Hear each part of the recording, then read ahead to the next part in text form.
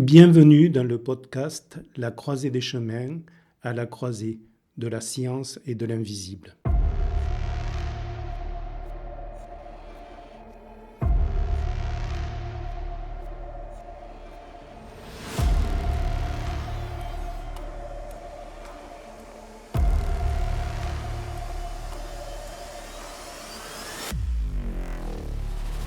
Je m'appelle Franck Jean-Pierre Marty.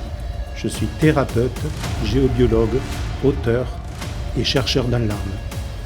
Je vais, à travers ces podcasts, vous expliquer les liens que j'ai pu tisser entre la science et l'invisible. Je vous retrouve pour un bonus sous forme de vidéo, une première. Bonus épisode 12, l'émanoscope et la lecture multiple d'un champ d'information. Je voulais rendre plus concret la lecture multiple d'un champ d'information, donc j'ai décidé de vous présenter un écran d'une mesure réalisée à partir de l'émanoscope, où je vais vous montrer les différentes grilles d'interprétation. Ça, c'est une mesure que j'ai réalisée sur une expertise en géobiologie. Il y a plusieurs écrans sur l'émanoscope. Là, je vous montre l'écran où on voit fréquences liées aux vertèbres. Et ce qui m'intéresse après, c'est de vous montrer les différentes grilles d'interprétation. En gros, je mesure le lieu, et ici, on a les énergies des lieux et l'effet des énergies du lieu qu'elles ont sur la colonne vertébrale des personnes qui habitent dans la maison, et notamment de la personne qui m'appelle pour faire cette expertise en géobiologie. Donc là, je suis sur la grille qui s'appelle la grille ressenti-lieu. Donc c'est une grille qui a été créée pour parler spécifiquement avec un langage lié au ressenti et lié au lieu. Donc ici, j'ai ouvert 3 petites fenêtres, une sur le coccyx numéro 2, une sur la lombaire numéro 5 et une sur la lombaire numéro 4.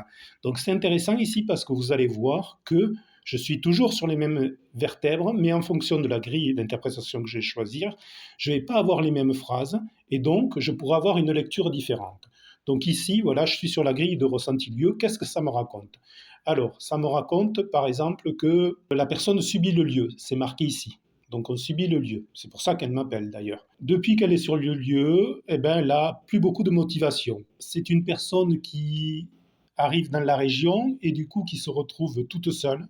C'est marqué ici, se retrouver seule. Et depuis qu'elle est sur le lieu, elle a des problèmes gynécologiques, donc ici énergie sexuelle. On a un réveil dans le vécu, dans ce qu'elle vit, de ses mémoires liées à l'enfance. Et ici, on se voit face au vécu de l'enfance. Et ici, d'ailleurs, il y a marqué « bloqué par les lourdeurs du passé ».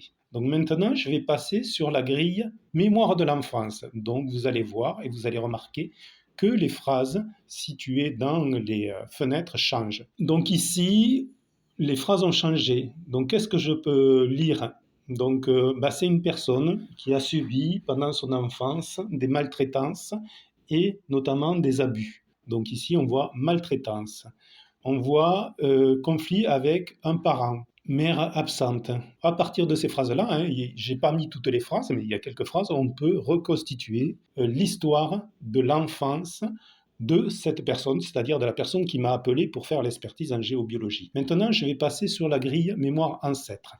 Alors, sur la grille mémoire ancêtre, ça va nous raconter un petit peu les mémoires du lieu. Donc ici, on voit qu'il y a une histoire avec une fille-mère. Et il y a une histoire aussi d'héritage. Et aussi, peut-être que cette fille-mère a eu un enfant et que cet enfant n'était pas légitime. Et on trouve qu'elle s'est retrouvée exclue de la famille. À partir de ces 3 fenêtres, donc ici, se faire manipuler, on peut reconstituer l'histoire du lieu. Donc il suffit de lier les phrases entre elles ou les parties de phrases entre elles et on peut arriver à partir de là à raconter une mémoire potentielle du lieu. Et j'arrive maintenant sur la grille personnelle. Et la grille personnelle va raconter ce qui se passe dans la vie de la personne qui m'a appelé pour cette expertise géobio alors que j'ai mesuré le lieu. Je ne l'ai pas mesuré elle, mais j'ai mesuré le lieu. On voit ici qu'il y a une stagnation. Bah oui, en fait, ils sont arrivés, ils ont une maison qui est en travaux, rien n'avance,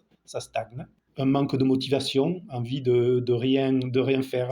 Devoir lancer un projet, c'est le projet de cette maison, on doit le lancer, mais ça stagne, on n'y arrive pas. Donc voilà, je voulais vous montrer vraiment, sur un exemple concret, toujours les mêmes vertèbres, on voit effectivement qu'un même champ d'information peut être interprété de façon différente. La machine le fait très bien, mais on peut très bien le faire avec notre ressenti et avec nos perceptions, avec notre médiumnité. On peut changer l'angle de lecture et lire le même champ d'information de façon différente. Cet épisode sous forme de vidéo est maintenant terminé. Il a été réalisé avec les moyens du bord, c'est-à-dire mon téléphone. J'espère que ça vous aura plu et voilà, je voulais rajouter quelque chose vraiment de concret à cet épisode, donc à partir d'un écran de l'émanoscope. Je vous retrouve donc la semaine prochaine et comme toujours, abonnez-vous, activez la cloche pour ne rien manquer, partagez, likez pour soutenir mon travail.